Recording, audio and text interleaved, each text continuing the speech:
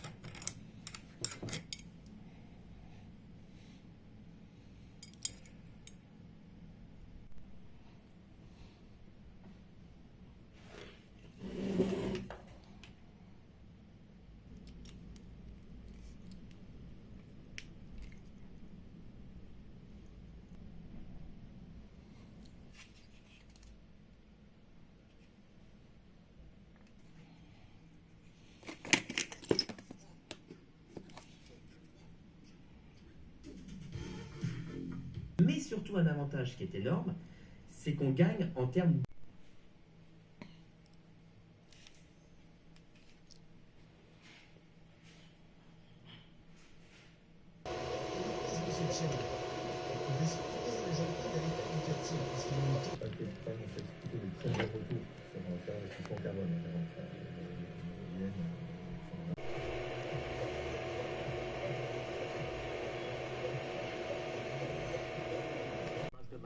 Mike, pour ouvrir ce débat, je vais vous poser à tous une question simple, comme ça, on recentrer un peu le sujet.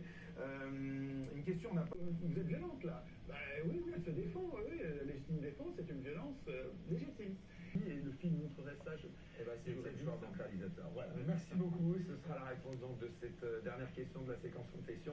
On enchaîne tout de suite. Je ne veux pas dire que certains portent plainte contre moi sur le même principe, c'est-à-dire que la liberté d'expression, oui, mais pas sur tout. Elle encadre que la vie des populations, la vie des travailleurs, etc., en disant, toi tu vas... Pointe laser, des rayons laser, comme des pinces, qui tiennent à peu près chaque semaine à gagner. On est au tout début. Et je vous rassure tout de suite, aucun de ces ordinateurs ne marche bien. Ils arrivent à faire sauter 3 atomes de barium, là on est dans les années 90. Ils arrivent à ça à peu près en 2020. 40 ans. Tony Leggett, les premières idées, 1980. Et au moins les théoriciens, quand ils font ce métier en 1979, 80, 81, les algorithmes un peu conséquents, on va les faire marcher, etc. Mais, et c'est pas juste parce qu'ils n'étaient pas assez longs. C'est parce que c'est débutant d'élaborer les corrections. Et donc souvent les progrès ne sont pas forcément là où on les attend. Et pour moi ça vaut le coup de s'engager dans cette aventure, même si peut-être on ne va pas trouver l'ordinateur quantique. Même si évidemment j'espère revenir dans 2 ans et que ça dit on va trouver. La dernière question qu'on peut peut-être se poser, c'est si on regarde sur, je peux comprendre, les gens sont liés à des effets de mode et tout, mais eux là qui pendant 40 ans manipulent leur atome de barium en pose de champs électriques, ils sont même pas sûrs d'y arriver, qu'est-ce qui les motive? Et tous ces gens-là, tous ceux dont je vous ai raconté un petit peu le destin, et puis les autres dont j'ai pas eu le temps de vous parler, je pense pas que ça soit l'appât du gain, business, etc., etc. Et on est dans un moment, par exemple, toutes les écoles d'ingénieurs se disent, mon Dieu, finalement, il faut commencer de la quantité, pas se laisser avoir non plus par un effet de mode et de hype, donc moi j'essaye de faire la part des choses.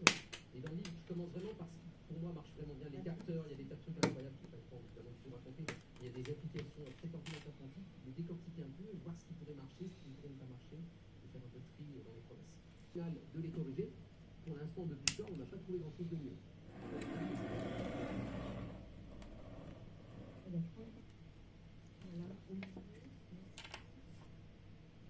Est-ce que l'ordinateur quantique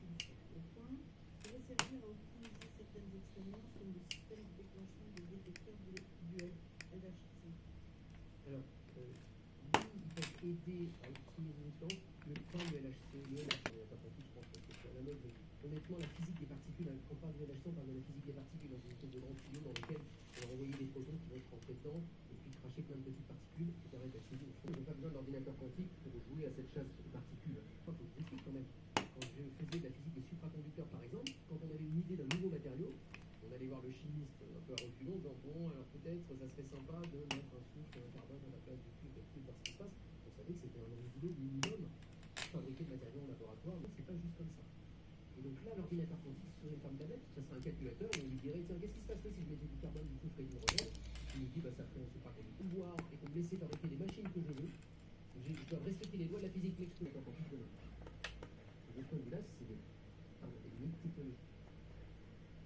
Ensuite, c'est une vraie galère, c'est très compliqué. On utilise une équation qui s'appelle Navier-Stokes. On ne sait pas la résoudre exactement, on sait la simuler. Il y a d'énormes efforts pour ça, et c'est ce qui permet par exemple de prévoir la météo, mais pas à beaucoup de jours. C'est compliqué. Et de la même manière, c'est compliqué de simuler les flux autour d'un train, d'un avion, d'un bateau. La mécanique quantique ne permet pas du tout de résoudre ça mieux, mais on a montré que certains algorithmes quantiques permettraient de faire des simulations bien plus rapidement et efficacement. Et donc permettrait d'améliorer les simulations qu'on fait déjà pour faire des grands progrès, par exemple dans la prédiction de la météo. Donc de façon indirecte. Alors, il y a une question là-haut. Dans le monde, on les partagera sur le cloud. On n'a pas besoin, une fois qu'on a fait le calcul de la réaction par exemple du CO2, on a besoin de la refaire.